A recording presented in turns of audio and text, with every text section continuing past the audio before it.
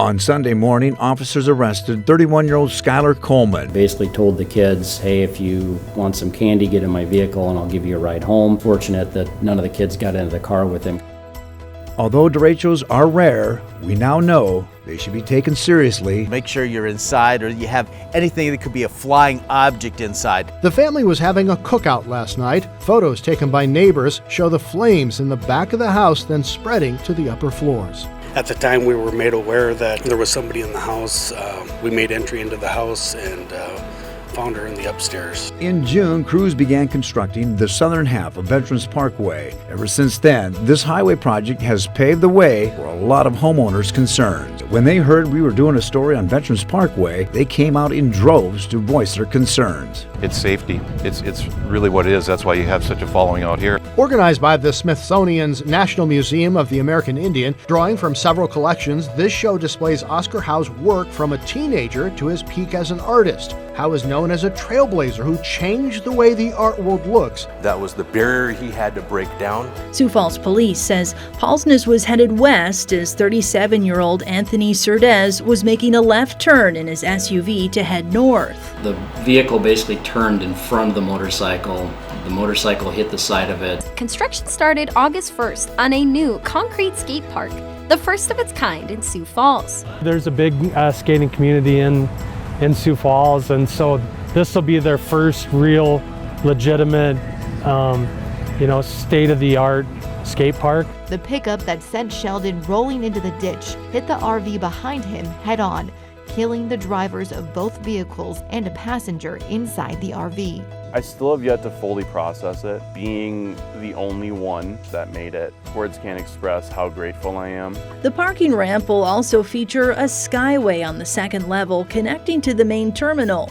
The project is expected to be complete in September of next year. Well, that's going to be a great enhancement to the travel experience for people.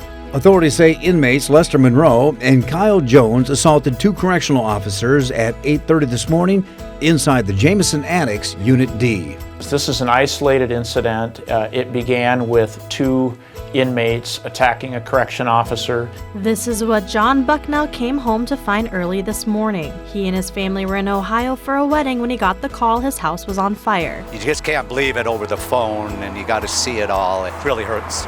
Two men from Philadelphia say a waitress at the restaurant ignored them and served other customers who came in after them. We just wanted to let you know that we're ready to place an order.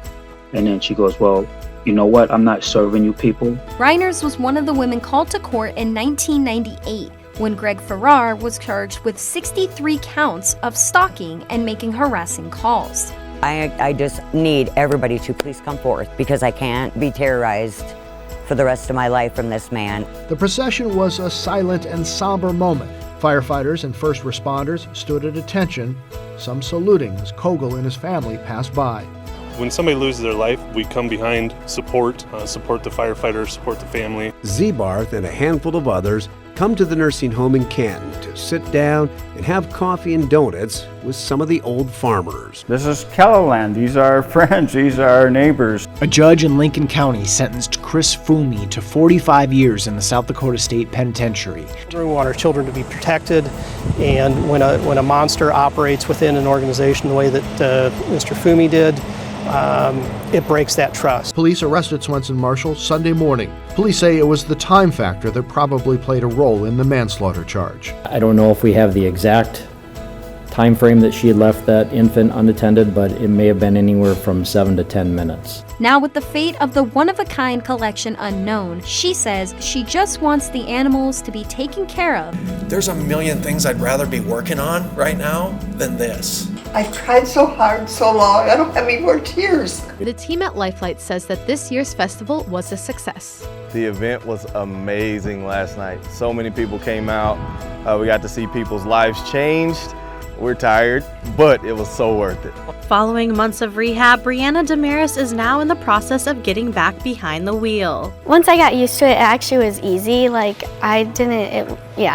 It wasn't as hard as I thought it was going to be. After opening in July of 2020, this parking ramp has been a bit of a dull feature in downtown Sioux Falls. Now a local artist is looking to add some color to it. And we came to this idea that we need something bright and accessible to everyone, accessible to children.